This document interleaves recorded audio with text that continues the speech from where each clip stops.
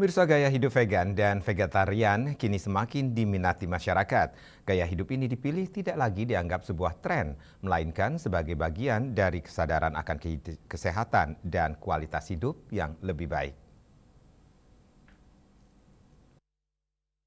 Vegan merupakan gaya hidup yang menghindari seluruh produk hewani termasuk daging, susu, telur, dan turunannya, sementara vegetarian masih mengkonsumsi produk hewani tertentu seperti susu dan telur namun tidak mengkonsumsi daging. Keduanya sama-sama menekankan konsumsi sayuran, buah-buahan, kacang-kacangan, biji-bijian, dan produk nabati lainnya. Gaya hidup ini dinilai lebih rendah lemak jenuh dan kaya serat, vitamin, serta antioksidan yang baik bagi tubuh.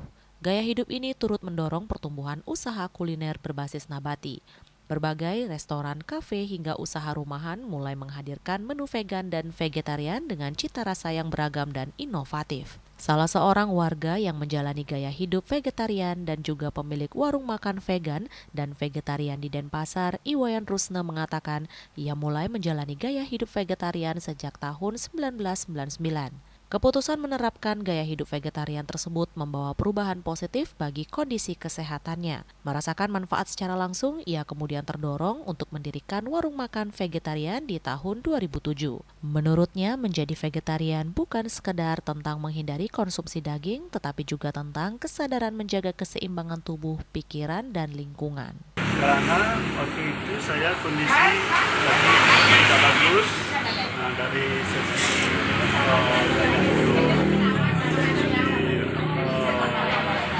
kadang kayak lesu.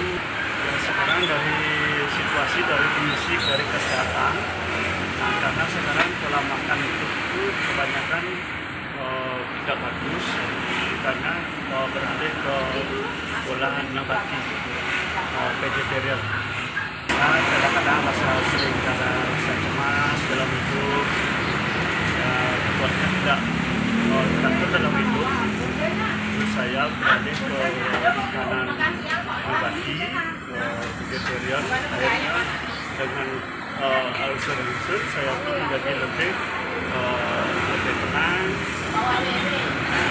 lebih dari luar. Gaya hidup vegan dan vegetarian dapat menjadi pilihan yang tepat dan menjadi bagian dari alternatif pola hidup sehat di masyarakat. Bunga Widrayani, Bali TV.